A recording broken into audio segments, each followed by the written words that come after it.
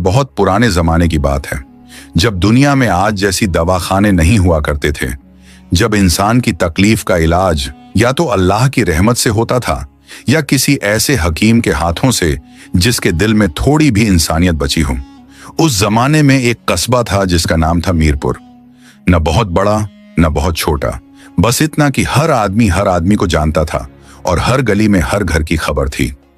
उस कस्बे के बीचों बीच एक बाजार था और उस बाजार के सबसे चौड़े मोड़ पर एक दुकान थी जिसके बाहर लकड़ी का एक पुराना तराजू लटका हुआ था। उस तराजू को देखकर लोग सोचते थे कि यह इंसाफ का निशान है, लेकिन जो उस दुकान के अंदर होता था वह इंसाफ से कोसों दूर था। उस दुकान का मालिक था हकीम करामत अली।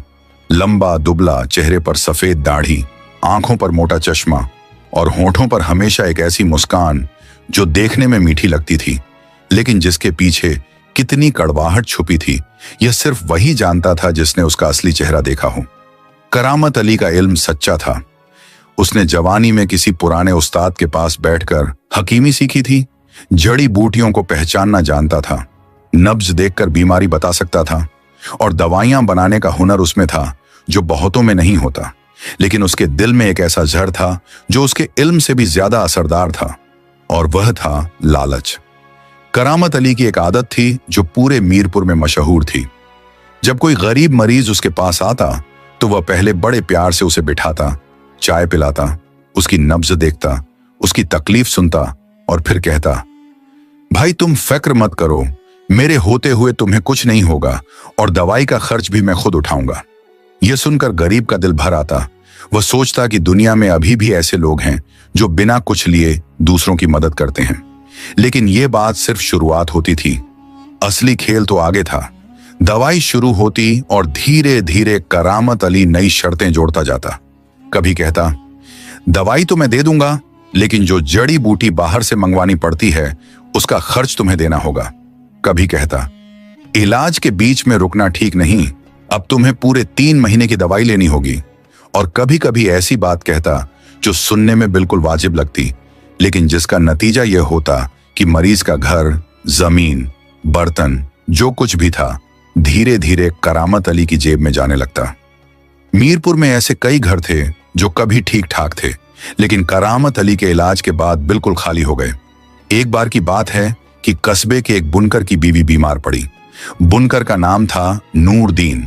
सीधा सादा आदमी, दिन भर करघे पर बैठकर कपड़ा बुनता और शाम को जो कुछ मिलता उससे घर चलाता। उसकी बीवी को पेट में तकलीफ थी, बुखार था और खाना हजम नहीं होता था। नूरदीन करामत अली के पास गया और करामत अली ने वही किया जो वह हमेशा करता था। पहले प्यार से बिठाया, फिर मुफ्त इलाज का वादा किया। हफ्ते भर में बीवी थोड़ी ठीक भी हो गई, लेकिन हकीम ने कहा कि अभी इलाज अधूरा है, बीच में छोड़ा तो बीमारी और बढ़ जाएगी।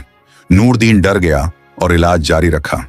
3 महीने बाद जब हकीम ने हिसाब लगाया तो नूरदीन के सिर पर इतना कर्ज था कि उसे अपना करघा बेचना पड़ा, वही करघा जिससे उसकी रोजी चलती थी।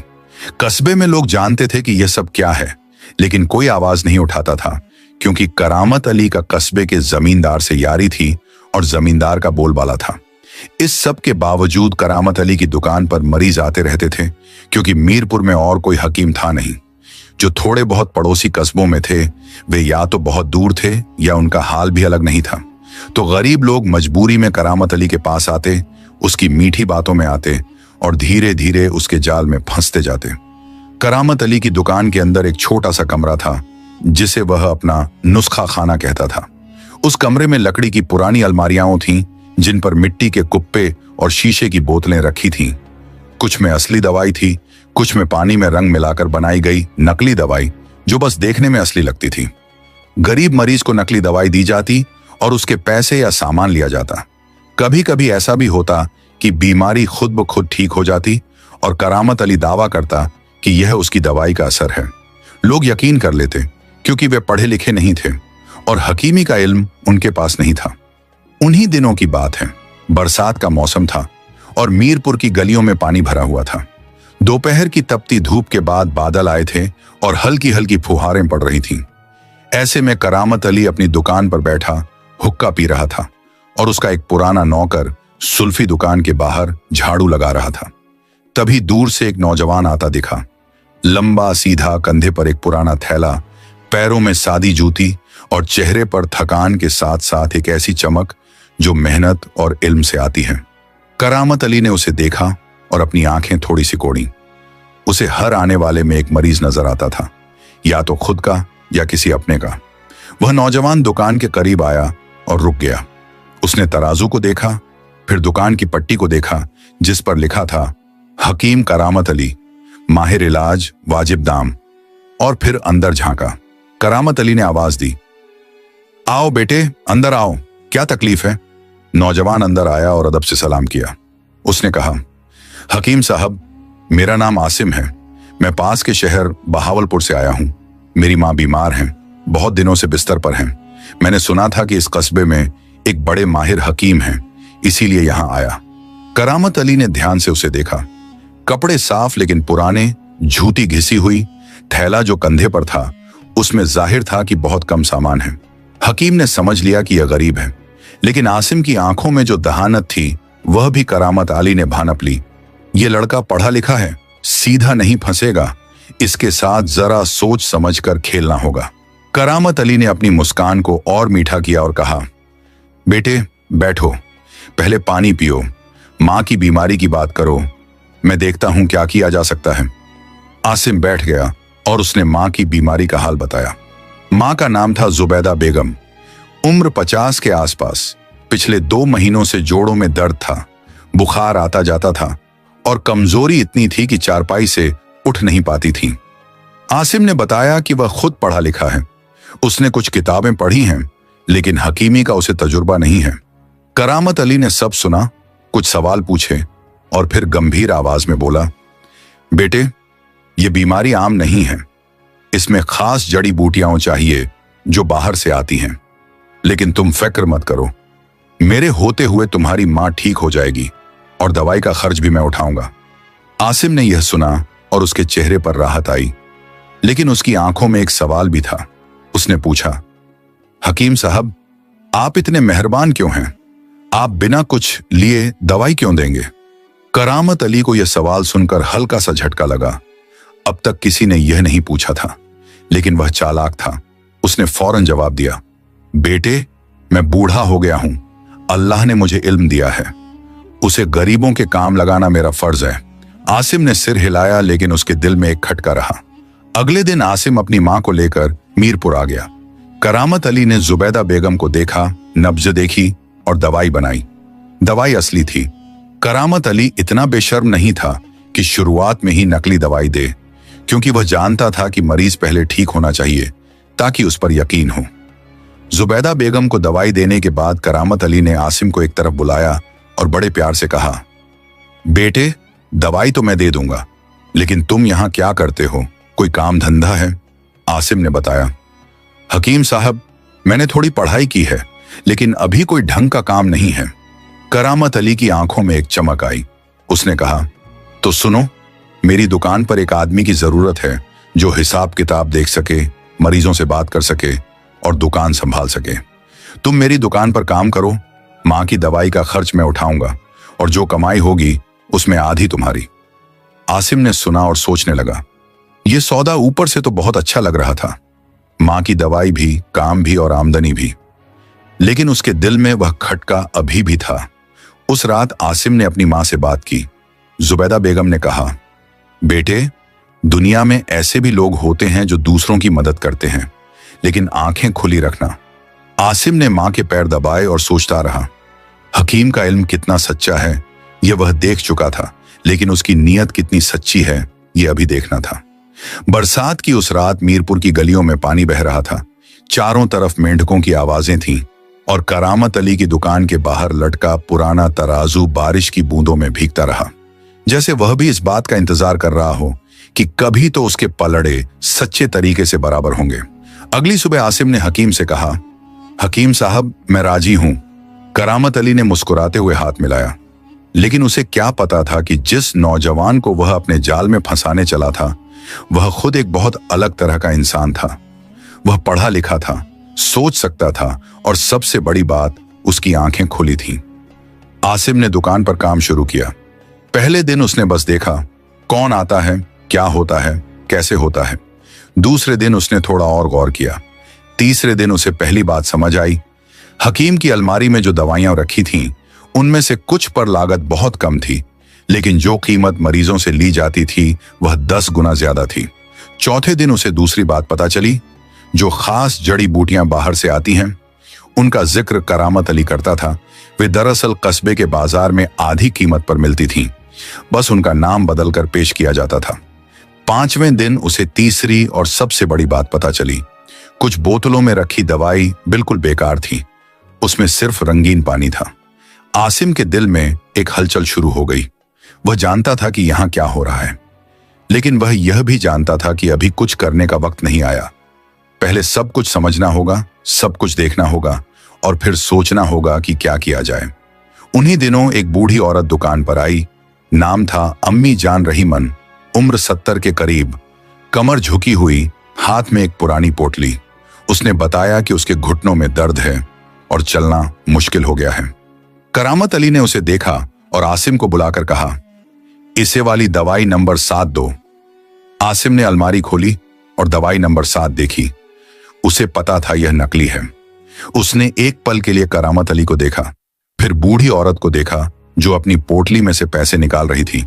उसके हाथ कांप रहे थे। आसिम के मन में उस लम्हे कुछ ऐसा हुआ जो शायद अल्लाह ने किया।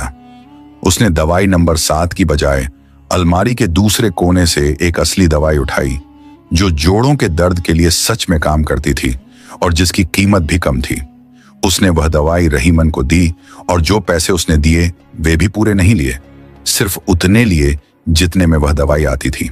करामत अली उस वक्त पीछे बैठा हुक्का पी रहा था और उसने देखा नहीं, लेकिन रहीमन ने आसिम का हाथ थामा और कहा, बेटे, अल्लाह तुझे जज़ा दे। और वह चली गई। यह शुरुआत थी, एक छोटी सी शुरुआत जो आने वाले दिनों में बहुत बड़े तूफान की बुनियाद बनने वाली थी। लेकिन वह तूफान अभी दूर था। अभी तो बस हवा का एक हल्का सा झोंका था जो मीरपुर की गलियों में बह रहा था, और करामत अली के दुकान के बाहर लटका पुराना तराजू उस झोंके में हल्का सा हिला, जैसे उसने कुछ महसूस किया हो। आसिम की आंखें अब खुल चुकी थीं और उसका दिल तय कर चुका था कि वह यहां सिर्फ करामत अली की जेब भरने के लिए नहीं बैठा है। लेकिन वह यह भी जानता था कि जल्दबाजी में कुछ करना सही नहीं होगा। करामत अली चालाक था, कस्बे में उसका रसूख था, और आसिम के पास अभी कुछ भी नहीं था सिवाय अपनी समझ और अपनी नीयत के। तो उसने वही किया जो समझदार लोग करते हैं। उसने सब्र किया, काम करता रहा और देखता रहा। दुकान पर हर रोज नए मरीज आते थे। कोई बुखार लेकर आता, कोई पेट दर्द लेकर, कोई खांसी लेकर, कोई कमजोरी लेकर। आसिम ने गौर किया कि करामत अली का एक तरीका था। जितना गरीब मरीज होता उतना ही ज्यादा उसे फंसाने की कोशिश होती। जो थोड़ा पैसे वाला होता उसे असली दवाई मिलती, क्योंकि हकीम जानता था कि अगर वह ठीक नहीं हुआ तो शिकायत होगी। लेकिन जो बिल्कुल गरीब होता, जिसके पास बोलने की हिम्मत नहीं होती, जो हकीम के सामने हाथ जोड़कर बैठता, उसे नकली दवाई दी जाती और उसके घर का सामान धीरे धीरे खींचता जाता। एक दिन एक आदमी आया जिसका नाम था मुनीर, कस्बे का एक छोटा किसान जिसकी बेटी को कई दिनों से बुखार था। मुनीर के हाथ खुरदरे थे, कपड़े मैले थे और उसकी आंखों में वह थकान थी जो गरीबी और फिक्र मिलकर पैदा करती हैं। उसने करामत अली के सामने बैठकर अपनी बेटी का हाल बताया। करामत अली ने गंभीर चेहरा बनाया और कहा, बेटी को अंदर लाओ। मुनीर बाहर गया और एक 8-9 साल की बच्ची को लेकर आया जिसके गाल तप रहे थे और जिसकी आंखें नींद से बोझल थीं। करामत अली ने बच्ची की नब्ज देखी और बोला, यह मामूली बुखार नहीं है, इसमें खास दवाई चाहिए जो आसानी से नहीं मिलती। मुनीर घबराया और बोला, हकीम साहब, जो भी करना हो करिए, मेरी बच्ची ठीक हो जाए। करामत अली ने आसिम को आंख से इशारा किया, वह इशारा जो आसिम अब पहचानने लगा था, जिसका मतलब था कि इसे महंगी वाली दवाई दो, यानी नकली वाली। आसिम उठा, अलमारी के पास गया और उसने बहुत तेजी से फैसला किया। उसने पीछे से करामत अली को आवाज दी, हकीम साहब, यह किस नंबर वाली दवाई है? करामत अली ने कहा, नंबर 12। आसिम ने नंबर 12 की बोतल उठाई, उसे देखा, वह नकली थी। उसने उसे वापस रखा और उसकी जगह पर एक असली दवाई उठाई जो साधारण बुखार के लिए बिल्कुल काम आती थी और जिसकी कीमत बहुत कम थी। दवाई देने के बाद उसने मुनीर से कहा, भाई ये दवाई 3 दिन दो, सुबह, दोपहर, रात, और ठंडे पानी से माथे पर पट्टी रखो, इंशाअल्लाह ठीक हो जाएगी। मुनीर ने दवाई ली, पैसे दिए जो बहुत कम थे, और चला गया। करामत अली ने हिसाब देखा तो उसकी भौहें चढ़ गईं। उसने आसिम से पूछा, इतने कम पैसे क्यों लिए? आसिम ने बड़े इत्मीनान से कहा, हकीम साहब, उसकी बेटी को जो बीमारी थी उसके लिए यही दवाई काफी थी और इसकी यही कीमत है। करामत अली ने आसिम को घूरा लेकिन कुछ नहीं कहा। अभी उसे यकीन नहीं था कि आसिम जानबूझकर कर रहा है या नासमझी में। लेकिन यह एक बार नहीं हुआ, यह होता रहा। आसिम दिन में कई बार ऐसा करता। जब करामत अली पीछे होता या किसी मरीज में मशगूल होता, आसिम गरीब मरीजों को असली सस्ती दवाई दे देता। और सिर्फ दवाई ही नहीं, उसने एक और काम शुरू किया जो और भी ज्यादा असरदार था। जब कोई मरीज दुकान से जाने लगता तो आसिम उसे दरवाजे तक छोड़ने जाता और धीरे से उसके हाथ में एक छोटी सी पर्ची थमा देता। उस पर्ची पर वह असली नुस्खा लिखा होता, कौन सी जड़ी बूटी किस दुकान पर मिलती है, कितनी कीमत में। इस तरह मरीज खुद बाजार से असली दवाई ले सकता था, बिना करामत अली के पास आए। यह सिलसिला चलता रहा और धीरे धीरे करामत अली की दुकान की कमाई आधी रह गई। मरीज आते, लेकिन उनमें से कई बस एक बार आकर फिर नहीं आते थे, क्योंकि आसिम की पर्ची ने उन्हें सिखा दिया था कि खुद क्या करना है। करामत अली बेचैन होने लगा। वह हिसाब देखता और माथे पर हाथ मारता। उसे समझ नहीं आ रहा था कि यह क्यों हो रहा है। मरीज आते हैं, दवाई भी लेते हैं, लेकिन कमाई क्यों गिर रही है। एक शाम जब दुकान बंद हो रही थी, करामत अली ने अपने नौकर जुल्फी से कहा, जुल्फी, आसिम पर नजर रख, देख क्या करता है। जुल्फी पुराना नौकर था, हकीम का वफादार, लेकिन इतना चालाक नहीं था। उसने अगले दिन आसिम को देखने की कोशिश की, लेकिन आसिम सतर्क था। उसे पहले ही अंदाजा हो गया था कि उस पर नजर रखी जा सकती है। इसलिए उस दिन उसने कुछ खास नहीं किया और जुल्फी खाली हाथ गया। लेकिन इससे एक बात हुई, आसिम को पता चल गया कि करामत अली को शक होने लगा है, तो उसने अपनी रणनीति बदली। अब वह पर्चियां उतनी खुलकर नहीं देता था, बल्कि उसने एक और तरीका निकाला। जब कोई मरीज दुकान पर आता तो आसिम उससे बातें करता, उसकी तकलीफ सुनता और बीच बीच में ऐसी बातें कहता जो सुनने में आम बातें लगती थीं, लेकिन जिनमें वह इशारे करता था कि फलां चीज घर में ही मिलती है, फलां काढ़ा खुद बना सकते हैं। बहुत से मरीज समझ जाते और वे उसके इशारे को पकड़ लेते।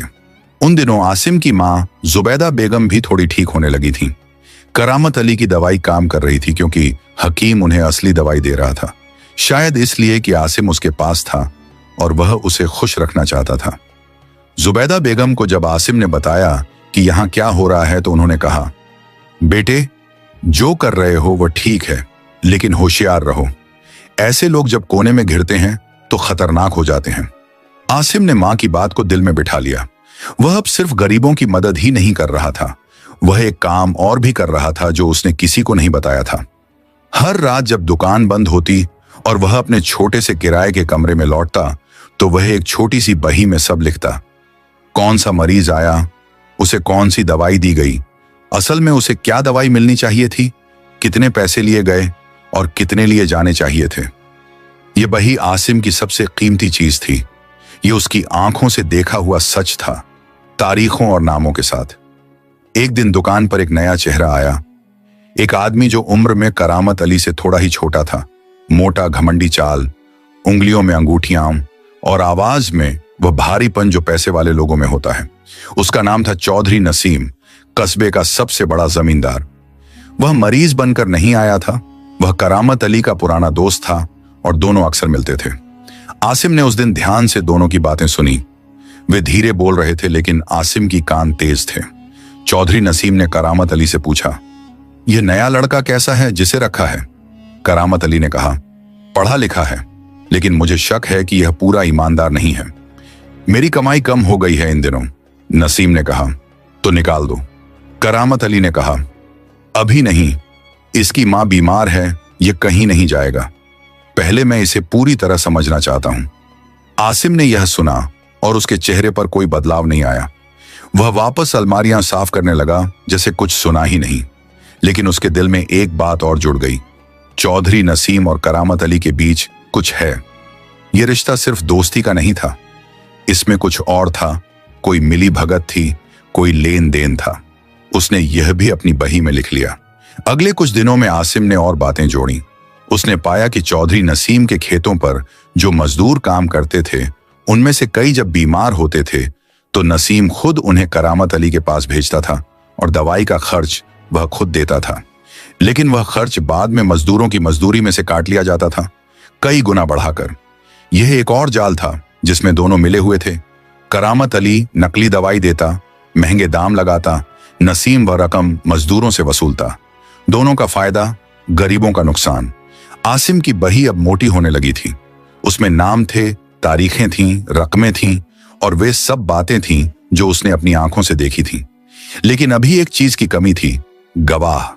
आसिम जानता था कि बही में लिखी बातें काफी नहीं होंगी अगर कोई इन्हें सामने आकर कहने वाला ना हो। लोग डरते थे, करामत अली और चौधरी नसीम दोनों से। एक शाम आसिम दुकान बंद होने के बाद बाजार में घूम रहा था तो उसकी मुलाकात हुई नूरदीन से, वही बुनकर जिसका करघा बिक गया था। नूरदीन चाय की दुकान पर बैठा था, उसका चेहरा मुरझाया हुआ था। आसिम उसके पास बैठ गया और उसे बातें करने लगा। नूरदीन ने पहले तो कुछ नहीं बताया, लेकिन आसिम की आवाज में जो नरमी और सच्चाई थी उसने उसे खोल दिया। नूरदीन ने सब कहा, कैसे हकीम ने उसे फंसाया, कैसे शर्तें बदलती गईं, कैसे उसका करघा गया। आसिम ने ध्यान से सुना और फिर धीरे से कहा, नूर भाई, क्या तुम यह सब किसी के सामने कह सकते हो? नूरदीन ने घबरा कर कहा, किसके सामने? चौधरी साहब की दोस्ती है, हकीम की, कोई नहीं सुनेगा। आसिम ने कहा, अगर सुनने वाला हो तो?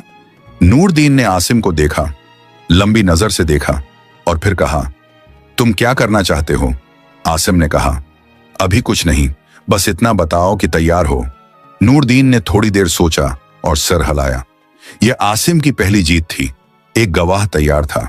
अब उसने और लोगों से मिलना शुरू किया, बड़े आराम से, बिना जल्दी के, बिना किसी शोर के। रहीमन बुढ़िया, जिसे उसने असली दवाई दी थी, वह तैयार थी। एक और आदमी था जिसका नाम था सलामत। उसकी मां की जमीन करामत अली और नसीम के जोड़ तोड़ से गई थी, वह भी तैयार था। धीरे धीरे आसिम के पास एक छोटा सा समूह बन रहा था। ऐसे लोग जो सच बोलने को तैयार थे लेकिन अकेले बोलने की हिम्मत नहीं रखते थे। इधर करामत अली का शक यकीन में बदलने लगा। उसने एक दिन आसिम को बुलाया और नई शर्त रखी, आसिम, अब से तुम सिर्फ वही दवाई दोगे जो मैं कहूंगा, कोई अपनी मर्जी नहीं चलेगी। अगर किसी मरीज से कम पैसे लिए या कोई और दवाई दी तो हमारा सौदा खत्म और तुम्हारी मां का इलाज बंद। ये एक सीधी धमकी थी और करामत अली ने उसे साफ लफ्जों में कहा।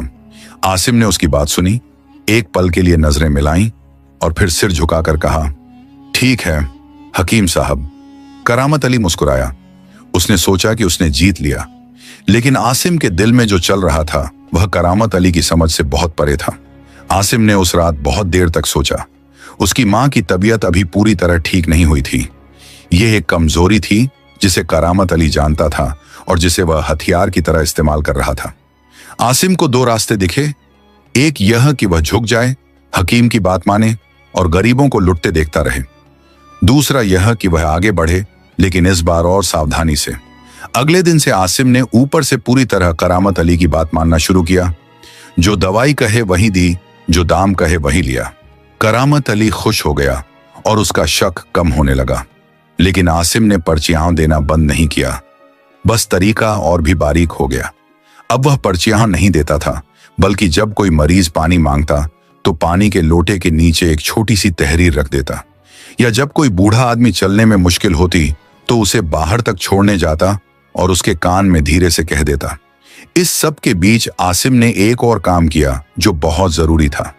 उसने कस्बे के काजी के बारे में जानकारी इकट्ठी की। काजी साहब का नाम था काजी मुजफ्फर, बूढ़े लेकिन नेक आदमी जो न चौधरी नसीम के आगे झुकते थे न किसी और के। वह कस्बे में इज्जत के साथ जाने जाते थे और उनके फैसले सब मानते थे। आसिम ने सोचा कि जब वक्त आएगा तो काजी साहब ही वह जगह होंगे जहां सच बोला जाएगा। एक दिन दुकान पर एक अजीब वाकया हुआ। एक जवान औरत आई, उसके साथ उसका छोटा बच्चा था। बच्चे को तेज बुखार था और वह रो रहा था। औरत खुद भी घबराई हुई थी। करामत अली ने बच्चे को देखा और आसिम को इशारा किया कि महंगी दवाई दो। आसिम उठा, लेकिन इस बार उसने कुछ अलग किया। उसने करामत अली से सीधे पूछा, सबके सामने, हकीम साहब, बच्चे को यह बुखार कितने दिनों से है, यह तो पूछा नहीं। अगर 2-3 दिन से है तो क्या यह दवाई जरूरी है या पहले काढ़ा काफी होगा? करामत अली को यह सवाल अच्छा नहीं लगा, लेकिन मरीज के सामने वह कुछ कह नहीं सकता था। उसने ढीले स्वर में कहा, काढ़ा भी दे सकते हैं। आसिम ने फौरन काढ़े का नुस्खा लिखा, औरत को दिया और कहा, यह घर में बन सकता है, बिल्कुल मुफ्त। औरत ने राहत की सांस ली और शुक्रिया अदा करके चली गई। करामत अली ने आसिम को घूरा, लेकिन आसिम ने उसकी नजर का जवाब एक मासूम मुस्कान से दिया। उस रात करामत अली ने चौधरी नसीम को बुलाया। दोनों ने मिलकर बात की, देर तक, धीमी आवाज में। आसिम को पता नहीं था कि उस रात क्या तय हुआ, लेकिन जो तय हुआ वह आने वाले दिनों में एक बड़े तूफान की शक्ल लेने वाला था। एक ऐसा तूफान जिसमें आसिम को फंसाने की पूरी कोशिश होने वाली थी और जिसमें हर चीज दांव पर लगने वाली थी। उसकी मां का इलाज, उसकी इज्जत और उसका वजूद। बाहर मीरपुर की रात में सन्नाटा था। आसिम के कमरे में एक छोटा सा दिया जल रहा था और उस दिए की रोशनी में वह अपनी बही में आज की सारी बातें लिख रहा था। एक एक बात, एक एक नाम, एक एक तारीख। उसके हाथ थके हुए थे, लेकिन उसकी कलम रुकी नहीं। बाहर करामत अली की दुकान के आगे वह पुराना तराजू अंधेरे में लटका था। दोनों पल्लड़े अभी भी बराबर नहीं थे, लेकिन आसिम जानता था कि वह वक्त आएगा। सुबह का वक्त था और मीरपुर की गलियों में अभी धूप पूरी तरह नहीं आई थी। आसिम दुकान खोलने से पहले अपने कमरे में बैठा अपनी बही पलट रहा था। उसमें हफ्तों की मेहनत भरी थी, नामों की फहरिस्त थी, तारीखें थीं, रकमें थीं। उसने बही बंद की, उसे अपने थैले में छुपाया और दुकान की तरफ चल पड़ा। उसे नहीं पता था कि आज का दिन उसकी जिंदगी का सबसे मुश्किल दिन बनने वाला है। दुकान पर पहुंचा तो करामत अली पहले से बैठा था, जो आमतौर पर नहीं होता था, क्योंकि हकीम आमतौर पर देर से आता था। उसके बगल में चौधरी नसीम बैठा था और उसके साथ 2 और आदमी थे जिन्हें आसिम ने पहले कभी नहीं देखा था। भारी भरकम, सख्त चेहरे वाले। आसिम ने सलाम किया और अंदर आ गया, लेकिन उसके दिल की धड़कन एक पल के लिए तेज हुई। उसने अपने चेहरे पर कुछ जाहिर नहीं होने दिया। करामत अली ने आसिम को बुलाया और सामने बिठाया। उसकी आवाज में वह मिठास नहीं थी जो पहले होती थी। अब उसमें एक ठंडापन था, जैसे सर्दियों में पत्थर ठंडा होता है। उसने कहा, आसिम, तुम्हारे बारे में कुछ शिकायतें आई हैं। आसिम ने पूछा, किस चीज की शिकायत? करामत अली ने कहा, यह कि तुमने दुकान के पैसे उड़ाए हैं, मरीजों से पैसे लिए लेकिन हिसाब में नहीं डाले। आसिम ने एक पल के लिए रुककर करामत अली को देखा, फिर नसीम को देखा, फिर उन दोनों अनजान आदमियों को देखा। उसे समझ आ गया, यह वह जाल था जिसकी उसे जुबैदा बेगम ने पहले ही चेतावनी दी थी। झूठा इल्जाम, बनाई हुई शिकायत और पीछे खड़े चौधरी की ताकत। उसने इत्मीनान से कहा, हकीम साहब, यह इल्जाम झूठा है। मैंने हर पैसे का हिसाब रखा है। करामत अली ने कहा, हिसाब रखा है तो दिखाओ। आसिम के पास हिसाब था, लेकिन वह हिसाब उसकी बही में था और उस बही में सिर्फ उसका लिखा हिसाब नहीं था, बल्कि करामत अली की बेईमानी का पूरा लेखा जोखा भी था। अगर वह बही यहां निकालता तो सब सामने आ जाता, लेकिन यह सही वक्त नहीं था। अभी करामत अली के घर में उसके आदमियों के सामने यह बही दिखाना खतरनाक होता। तो आसिम ने कहा, हकीम साहब, हिसाब मेरे कमरे पर है, मैं कल सुबह ले आऊंगा। चौधरी नसीम ने दखल दिया, कल सुबह? अभी लाओ। आसिम ने शांत आवाज में कहा, चौधरी साहब, आप इस दुकान के मालिक नहीं हैं। मेरा हकीम साहब से सौदा है, आपसे नहीं। यह सुनकर नसीम का चेहरा सख्त हो गया और उसने करामत अली की तरफ देखा। करामत अली ने कहा, ठीक है, कल ले आना, लेकिन याद रहे कि अगर हिसाब सही न हुआ तो मैं काजी साहब के पास जाऊंगा। काजी का नाम सुनकर आसिम के मन में एक अजीब सी राहत आई, क्योंकि काजी का नाम करामत अली ने धमकी की तरह इस्तेमाल किया था, लेकिन आसिम के लिए वही नाम एक उम्मीद था। उसने सिर हिलाया और दुकान से निकल गया। बाहर आकर आसिम कुछ देर रुका। उसने गहरी सांस ली और फिर तेज कदमों से चलने लगा, लेकिन अपने कमरे की तरफ नहीं, बल्कि उस गली की तरफ जहां नूरदीन रहता था। नूरदीन का चेहरा संजीदा हो गया और उसने कहा, तो आज ही होगा? आसिम ने कहा, नहीं, अभी नहीं, लेकिन जल्द होगा, तुम तैयार रहो। नूरदीन ने कहा, मैं तैयार हूं। वहां से आसिम सीधे रहीमन बुढ़िया के घर गया, फिर सलामत के घर गया और उन सब लोगों से मिला जो उसकी बात सुनने को तैयार थे। उसने हर एक से एक ही बात कही, अभी कुछ मत करो, बस तैयार रहो, जब मैं बुलाऊं तो आ जाना। सब ने हाँ कहा। शाम तक आसिम अपने कमरे पर वापस आया, थका हुआ लेकिन मन में एक नई ताकत के साथ। उस रात उसने अपनी बही एक बार फिर ध्यान से पढ़ी। सब कुछ वहां था, लेकिन एक चीज की अभी भी कमी थी। नकली दवाइयों का जिक्र उसने किया था, लेकिन कागजी सबूत नहीं था। उसने सोचा, कल दुकान पर जाने से पहले उसे एक काम करना होगा। अगली सुबह आसिम दुकान पर हमेशा से पहले पहुंचा। दुकान अभी बंद थी और करामत अली नहीं आया था। जुल्फी आया और उसने दुकान खोली। जुल्फी आसिम से थोड़ा घुला मिला था, बुरा आदमी नहीं था, बस हकीम का पुराना नौकर था और वफादारी उसकी आदत थी। आसिम ने उससे बातें शुरू की, पुरानी बातें, कस्बे की बातें। जुल्फी बोलने लगा। बातों बातों में आसिम ने पूछा, जुल्फी भाई, वह अलमारी के पीछे जो पुरानी बोतलें हैं वे कहां से आती हैं?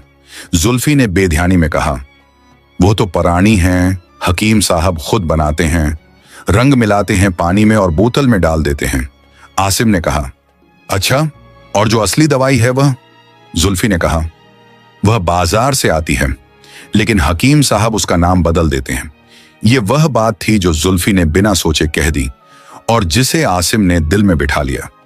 जुल्फी को बाद में एहसास हुआ कि उसने क्या कह दिया और वह चुप हो गया, लेकिन जो निकल गया वह निकल गया। उसी दिन दोपहर को करामत अली दुकान पर आया और उसके साथ फिर चौधरी नसीम था। अब की बार के साथ एक और शख्स भी था, लंबा पतला स्याह लिबास में, जिसके हाथ में कागजात थे। आसिम ने उसे देखा और समझ गया ये कोई मंशी या वकील था। करामत अली ने कहा, आसिम, ये चौधरी साहब के मंशी हैं। उन्होंने एक दरख्वास्त लिखी है कि तुमने दुकान के पैसे चराए। ये काजी साहब के पास जाएगी। आसिम ने उन कागजात को देखा। वह एक शिकायत थी जो बिल्कुल झूठी थी। उसमें तारीखें गढ़ी गई थीं, रकमें बनाई गई थीं। आसिम का नाम उस पर लिखा था जैसे वह कोई बड़ा चोर हो। उसने कागज नीचे रखा और करामत अली की आंखों में देखा। हकीम की आंखों में एक विजेता की चमक थी, जैसे उसे यकीन हो कि उसने जीत लिया। आसिम ने धीरे से कहा, हकीम साहब, अगर यह काजी साहब के पास जाता है तो मैं भी काजी साहब के पास आऊंगा। करामत अली ने कहा, जरूर आओ, देखते हैं किसकी बात मानी जाती है। आसिम ने सिर हिलाया और कहा, ठीक है, तो कल काजी साहब के सामने मिलते हैं। उस शाम आसिम ने काजी मुजफ्फर का दरवाजा खटखटाया। काजी साहब बूढ़े थे, लेकिन उनकी आंखें तेज थीं और दिमाग साफ था। उन्होंने आसिम को बिठाया और पूछा, क्या बात है बेटे? आसिम ने सब बताया, शुरू से लेकर आज तक। काजी साहब चुपचाप सुनते रहे, बीच में कोई सवाल नहीं किया, कोई फैसला नहीं सुनाया।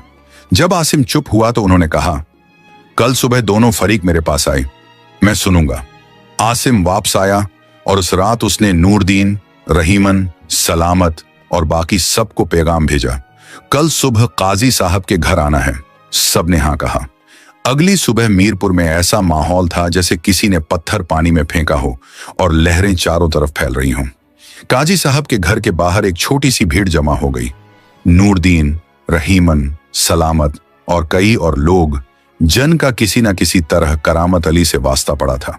करामत अली चौधरी नसीम के साथ आया। उसके मंशी के हाथ में कागजात थे और उसके चेहरे पर वही इत्मीनान था जो ताकत वालों को होता है। काजी साहब के बड़े कमरे में सब बैठे। काजी साहब ने पहले करामत अली की बात सुनी। हकीम ने शिकायत पेश की, मंशी ने कागजात रखे और चौधरी नसीम ने दरमियान में तायद की। सब कुछ बहुत मुनज्जम था, बहुत तैयार किया हुआ। फिर काजी साहब ने आसिम की तरफ देखा और कहा, अब तुम बोलो। आसिम उठा। उसने अपना थैला खोला और बही निकाली, वह बही जिसमें हफ्तों की मेहनत थी। उसने कहा, काजी साहब, मैं पहले यह पूछना चाहता हूं कि इल्जाम मुझ पर है या मैं भी कुछ कहना चाहता हूं। काजी साहब ने कहा, यह दरबार है, यहां दोनों तरफ की बात सुनी जाती है, कहो जो कहना है। आसिम ने बही खोली और पढ़ना शुरू किया, तारीखवार, नामवार। उसने बताया कि फलां दिन फलां मरीज को कौन सी दवाई दी गई, उसकी असल कीमत क्या थी और मरीज से कितना लिया गया। उसने बताया कि कौन सी दवाइयां नकली थीं और कैसे नकली थीं। उसने जुल्फी की वह बात भी दोहराई जो उसने बेख्याली में कही थी। हर बात के साथ एक नाम था, एक तारीख थी, एक गवाह था। करामत अली के चेहरे का रंग धीरे धीरे उड़ने लगा। चौधरी नसीम बेचैन होने लगा और बार बार अपनी कुर्सी पर हिलता रहा। मंशी के कागजात उसके हाथों में ही रह गए, उन्हें पेश करने की नौबत न आई।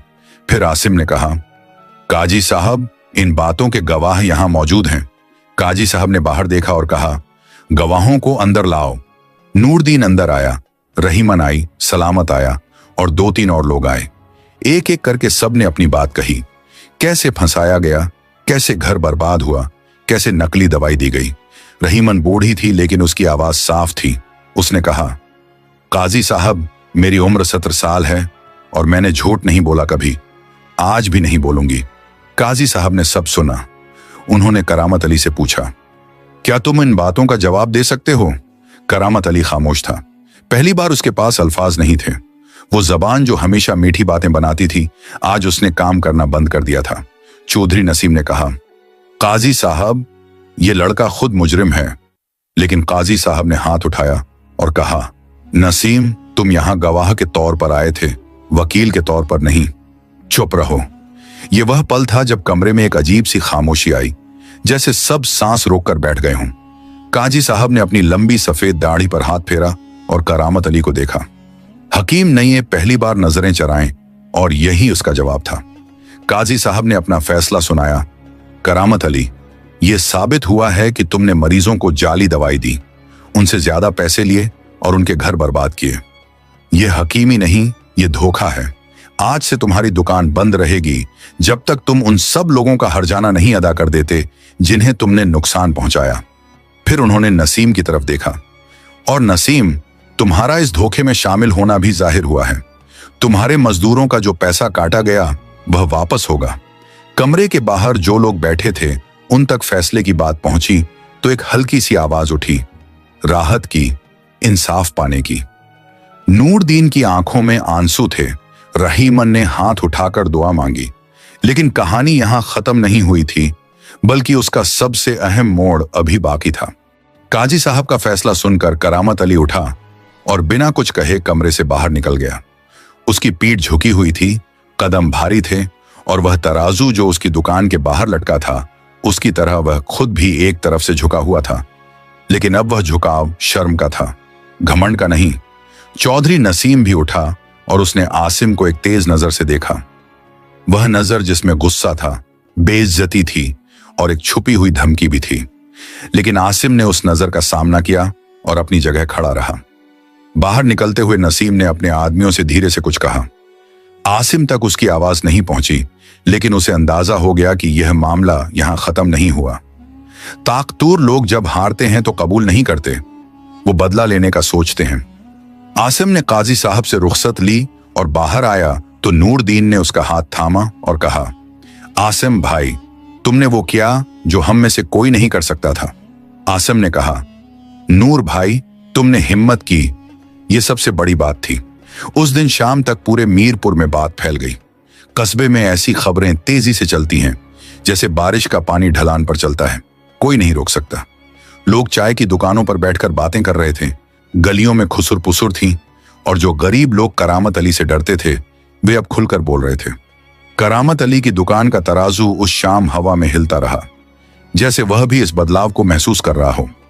लेकिन अगली सुबह जो हुआ उसकी आसिम को उम्मीद नहीं थी। वह अपने कमरे में बैठा था जब दरवाजे पर दस्तक हुई। उसने खोला तो सामने जुल्फी खड़ा था, करामत अली का पुराना नौकर, जिसके चेहरे पर वह भाव था जो उन लोगों के चेहरे पर होता है जब वे कुछ भारी बात कहने आते हैं। आसिम ने उसे अंदर बुलाया। जुल्फी अंदर आया और बिना कुछ कहे बैठ गया। फिर कुछ देर की खामोशी के बाद बोला, आसिम भाई, हकीम साहब ने मुझे भेजा है। आसिम ने पूछा, क्या कहते हैं? जुल्फी ने कहा, वो आपसे मिलना चाहते हैं, अकेले में, दुकान पर नहीं, अपने घर पर। आसिम ने एक लम्हे के लिए सोचा। उसके दिल में एक खदशा था, क्या यह कोई नई चाल है? क्या नसीम ने कोई जाल बिछाया है? लेकिन जुल्फी की आंखों में वो बेईमानी नहीं थी जो करामत अली की आंखों में होती थी। जुल्फी सीधा आदमी था, बस गलत आका का नौकर था। आसिम ने कहा, ठीक है, मैं आता हूं। करामत अली का घर दुकान से थोड़ी दूर एक पुरानी गली में था। आसिम वहां पहुंचा तो दरवाजा खुला था। अंदर गया तो करामत अली एक छोटे से कमरे में चारपाई पर बैठा था। वह हकीम जो हमेशा सीधा बैठता था, आज उसकी पीठ थोड़ी झुकी हुई थी। कमरे में एक छोटी सी खिड़की थी जिससे बाहर की धूप आ रही थी और उस धूप में हकीम का चेहरा एक अलग ही रोशनी में नजर आ रहा था, थका हुआ, टूटा हुआ और कुछ ऐसा जो आसिम ने पहले कभी उसमें नहीं देखा था। करामत अली ने आसिम को देखा और इशारा किया कि बैठूं। आसिम बैठ गया। दोनों के दरमियान कुछ देर खामोशी रही, ऐसी खामोशी जिसमें बहुत कुछ कहा जा रहा था बगैर अल्फाज के। फिर करामत अली ने कहा, आसिम, मैंने तुम्हें बुलाया क्योंकि मेरे पास और कोई नहीं है जिससे बात करूं। यह वह जुमला था जिसने आसिम के दिल पर चोट की। कमाल था, जो आदमी पूरे कस्बे को अपनी मीठी बातों से फंसाता था, आज उसके पास कोई नहीं था। नसीम गायब था। जब इज्जत गई तो दोस्ती भी गई। जल्फी था लेकिन वह नौकर था। करामत अली की अपनी औलाद नहीं थी।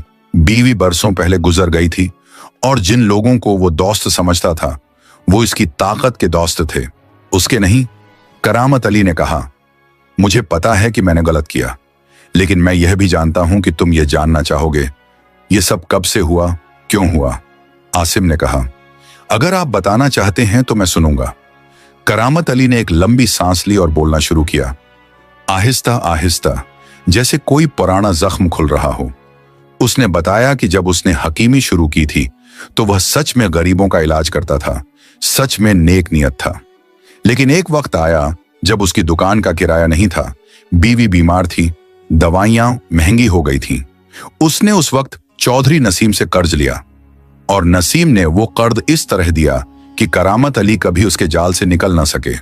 पहले थोड़ा झूठ, फिर थोड़ी बेईमानी, फिर नकली दवाई, और एक वक्त ऐसा आया कि ये सब उसकी आदत बन गई और वो भूल गया कि कभी वो कुछ और भी था। यह सुनकर आसिम के दिल में एक अजीब सा दर्द उठा। यह दर्द करामत अली के लिए नहीं था, यह दर्द उस चीज के लिए था जो एक अच्छे इंसान के साथ हो सकती है अगर वह एक गलत लम्हे में एक गलत फैसला कर ले। करामत अली बुरा पैदा नहीं हुआ था, वह बुरा बन गया था, धीरे धीरे एक एक कदम करके। करामत अली ने आखिर में कहा, आसिम, मैंने तुम्हें बुलाया क्योंकि मैं तुमसे एक बात पूछना चाहता था। तुम मुझसे नफरत करते हो? आसिम ने कुछ देर खामोश रहकर कहा, नहीं हकीम साहब, नफरत नहीं करता, लेकिन जो आपने किया वो गलत था और उसका जवाब होना जरूरी था। करामत अली की आंखें भर आईं। वे आंखें जिन्होंने सालों से सिर्फ लालच देखा था, आज उनमें कुछ और था। उसने कहा, बेटे, मेरी उम्र हो गई है, मुझे नहीं पता कि अब क्या करूं। इज्जत गई, दुकान बंद है, नसीम साथ नहीं है, मेरे पास बस यह इल्म बचा है और यह भी अब किस काम का। आसिम ने उसे देखा, एक बूढ़ा आदमी जो अपनी गलतियों के बोझ तले दबा हुआ था। और फिर आसिम ने वो कहा जो शायद उस मौका पर बहुत कम लोग कह सकते हैं, हकीम साहब, आपका इल्म तो सच्चा है, बस नीयत ठीक नहीं थी। इल्म को कभी कसूरवार मत समझिए, कसूर नीयत का था और नीयत बदल सकती है। करामत अली ने आसिम को देखा एक लंबी गहरी नजर से, और फिर उसकी आंखों से एक आंसू निकला जो उसकी सफेद दाढ़ी में खो गया। वह आंसू सालों की जमी हुई बर्फ का पिघलना था। करामत अली ने कहा, आसिम, मैंने इतने सालों में कई चीजें सीखी, लेकिन आज तुमने मुझे वो सिखाया जो मैंने अपने उस्ताद से भी नहीं सीखा था। उस रात जब आसिम अपने कमरे पर वापस आया तो उसकी मां जुबैदा बेगम जाग रही थी। उनकी सेहत काफी बेहतर हो गई थी और वो अब चारपाई पर बैठ सकती थी। आसिम ने उन्हें सब बताया, काजी साहब का फैसला, करामत अली की आंखों के आंसू और वो बातें जो हकीम ने कही थीं। जुबैदा बेगम ने सुना और कहा, बेटे, तुमने इंसाफ भी किया और रहम भी। ये दोनों एक साथ करना बहुत मुश्किल होता है। अल्लाह तुमसे राजी होगा। अगले चंद दिनों में मीरपुर में कई चीजें बदलें।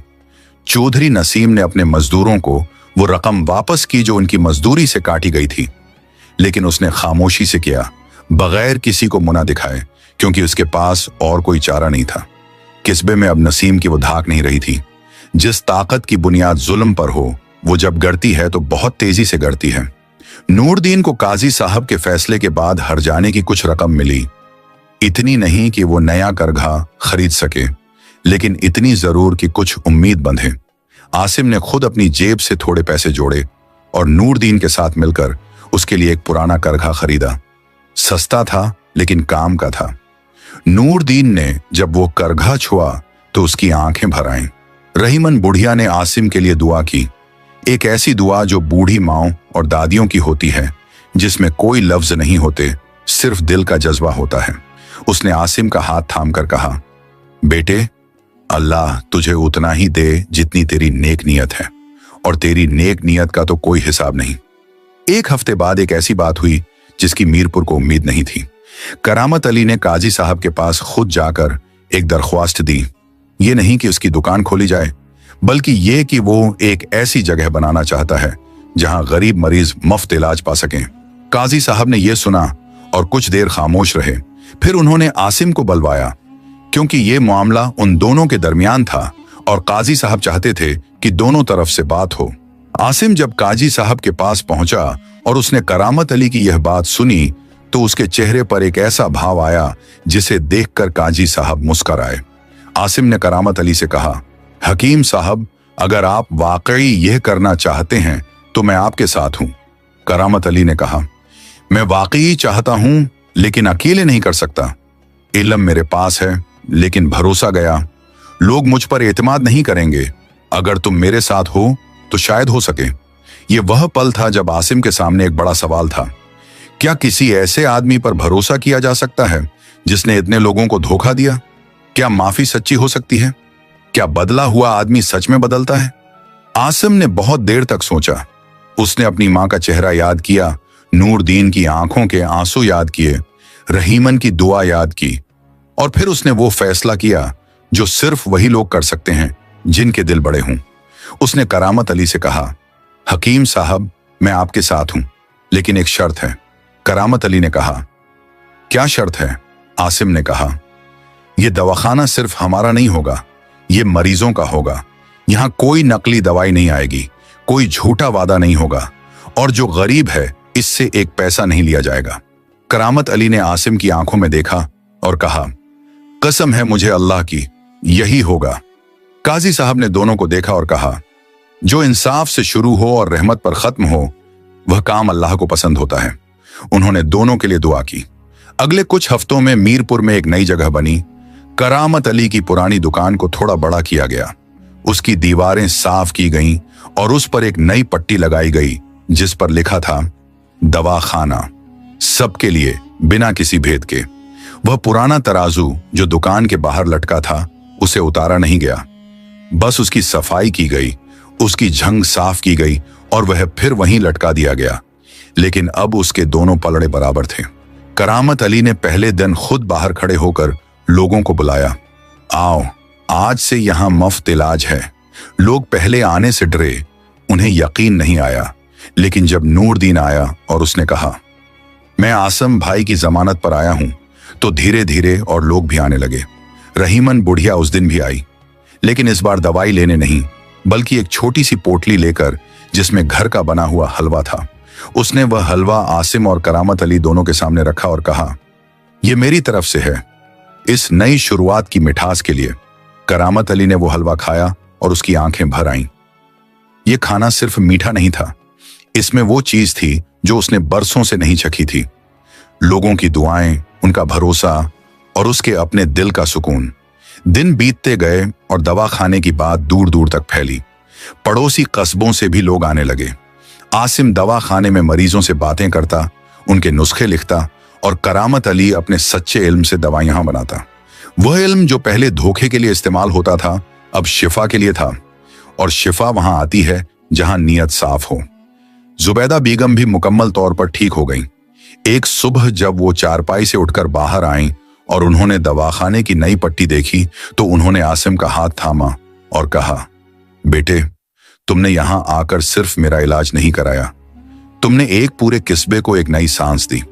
आसिम ने कहा, अम्मी, मैंने कुछ नहीं किया, बस वही किया जो आपने सिखाया था, आंखें खुली रखना और जमीर को कभी सोने न देना। चौधरी नसीम कुछ दिनों बाद कस्बा छोड़कर चला गया। कहां गया किसी को नहीं पता, लेकिन उसके जाने से मीरपुर पर एक बोझ कम हो गया। जैसे किसी ने लंबे अरसे से बंद खिड़की खोल दी हो और ताजा हवा अंदर आ गई हो। काजी मुफ्फर साहिब एक दिन दवाखाने पर आए, खुद चलकर, किसी को बताए बगैर। उन्होंने अंदर आकर करामत अली को देखा जो एक बूढ़े मरीज की नब्ज देख रहा था, और आसिम को देखा जो एक बच्चे की मां को समझा रहा था कि दवाई कैसे देनी है। काजी साहब कुछ देर वहां खड़े रहे, फिर वापस चले गए बगैर कुछ कहे, लेकिन जाते वक्त उनके चेहरे पर जो इत्मीनान था वो हर लफ्ज से ज्यादा कुछ कह रहा था। एक शाम जब दवाखाना बंद हो रहा था, आसिम और करामत अली दोनों बाहर बैठे थे। सूरज ढल रहा था और उसकी लाला नारंगी रोशनी में पूरा मीरपुर नहाया हुआ लग रहा था। करामत अली ने देखा कि दुकान के बाहर वह पुराना तराजू आखिरी करण में चमक रहा था। उसके दोनों पलड़े एक दूसरे के बराबर, साकित और प्रस्कोन। करामत अली ने आसिम से कहा, बेटे, यह तराजू मैंने अपनी दुकान पर इसलिए लगाया था कि लोग सोचें कि मैं इंसाफ वाला हूं, लेकिन इतने सालों में यह तराजू सिर्फ लकड़ी का टुकड़ा था। आज मुझे लगता है कि यह सच में तराजू बन गया है। आसिम ने उस तराजू को देखा और कहा, हकीम साहेब, तराजू तो हमेशा से सच्चा था, बस हाथ झूठे थे। जब हाथ सच्चे हुए तो तराजू ने भी अपना काम शुरू कर दिया। करामत अली मुस्कुराया, और यह मुस्कान उस मुस्कान से बिल्कुल अलग थी जो वह पहले करता था। पहले की मुस्कान में छुपाव था, चालाकी थी, लालच था। इस मुस्कान में कुछ नहीं छुपा था। यह खुली थी, साफ थी, और इसमें वह राहत थी जो उस इंसान को मिलती है जो लंबे वक्त बाद खुद से सच बोलता है। मीरपुर की उस शाम में अजान की आवाज उठी और दोनों उठ खड़े हुए। करामत अली और आसिम, दो अलग अलग पीढ़ियां, दो अलग अलग रास्तों से आए हुए, लेकिन आज एक ही जगह खड़े। उनके पीछे दवाखाने का दरवाजा था, उनके सामने मीरपुर की गलियां थीं जहां अब वह डर नहीं था जो पहले होता था, और उनके ऊपर वह आसमान था जो हमेशा से देख रहा था सब कुछ चुपचाप। तराजू की यह कहानी हमें बताती है कि इल्म और नियत दो अलग चीजें हैं। इल्म हो सकता है, लेकिन नियत खराब हो तो वह इल्म झर बन जाता है, और नियत साफ हो तो एक साधारण इंसान भी बड़े से बड़े जुल्म के सामने खड़ा हो सकता है। आसिम के पास ताकत नहीं थी, पैसा नहीं था, रसूख नहीं था, लेकिन उसके पास सच्चाई थी, सब्र था, और एक ऐसा दिल था जो दूसरों का दर्द देखकर चुप नहीं रह सकता था। उसने जल्दबाजी नहीं की, शोर नहीं मचाया, बल्कि चुपचाप सबूत जमा किए और सही वक्त पर सही जगह पर बोला, और यही उसकी सबसे बड़ी ताकत थी। कहानी यह भी सिखाती है कि इंसान बदल सकता है, चाहे उसने कितनी भी गलतियां की हों। करामत अली बुरा पैदा नहीं हुआ था, वह परिस्थितियों और लालच के जाल में फंसता गया, लेकिन जब उसके सामने आईना आया आसिम की शक्ल में, तो उसने खुद को पहचाना और टूट गया। और यह टूटना असल में उसका बनना था। माफी देना कमजोरी नहीं है, यह उस इंसान की सबसे बड़ी ताकत है जो जानता है कि नफरत से कुछ नहीं बनता, सिर्फ और बर्बादी होती है। और सबसे बड़ा सबक यह है कि जुल्म कितना भी मजबूत क्यों ना हो, जब सच खड़ा होता है तो जुल्म का पलड़ा अपने आप नीचे आ जाता है, क्योंकि तराजू कभी झूठ नहीं बोलता, बस हाथ बदलने की जरूरत होती है।